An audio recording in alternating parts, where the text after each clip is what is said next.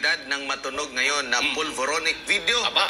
Bagong katagato na iniuugnay kay Pangulong Bongbong Marcos. Sino kaya may hawak ng video? Ibabalita yan ni Partner MJ. Partner MJ, napanood mo na ba yung video? Nako, itanong natin, partner, sa law expert na alam kong kilala nyo rin at pinaliwanag niya yung issue ng legalidad. At kung sakaling totoo ba ng video, pinaliwanag niya rin yung issue ng impeachment na maaaring kaharapin ng isang Pangulo.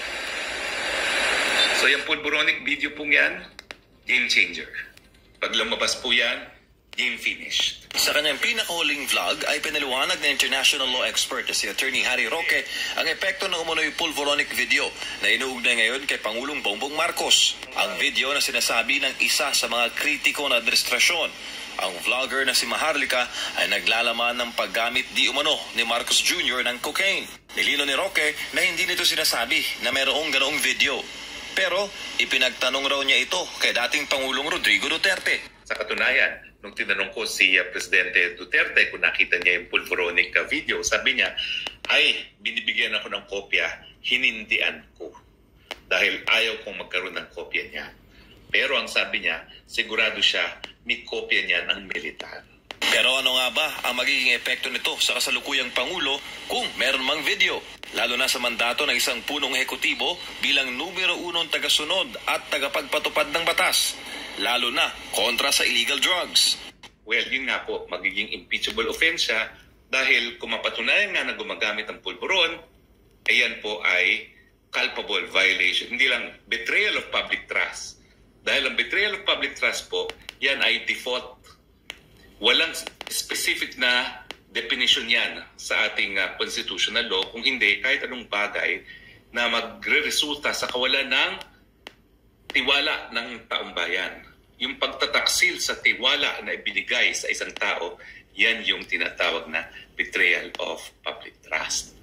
Di ni Attorney Roque, crucial ang issue ng illegal drug use sa isang presidente ng bansa. Lalo na sa pagpapasya ng mga bagay-bagay na may kaugnayan sa foreign policy.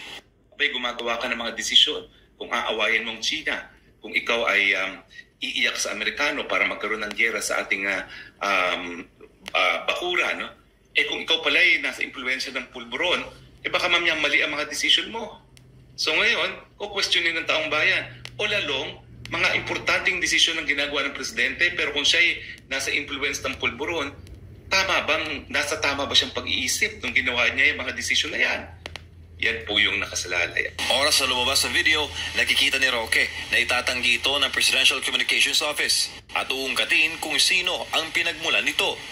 Pero hindi raw maitatanggi na ebidensya na may tuturing kung lalabas ang video.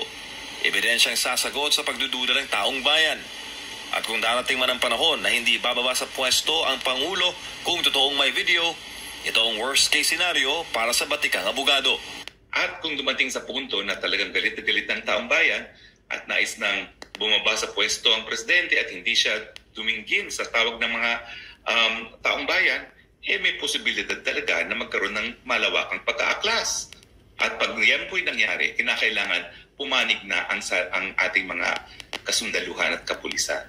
Papanig ba sila doon sa kapayapaan o papanig pa sila doon sa paggamit ng dahas para mapanatili sa gobyerno ang isang gobyerno na posibleng matakwil ang taong bayan kung lumabas nga yaang pulveronic na yan.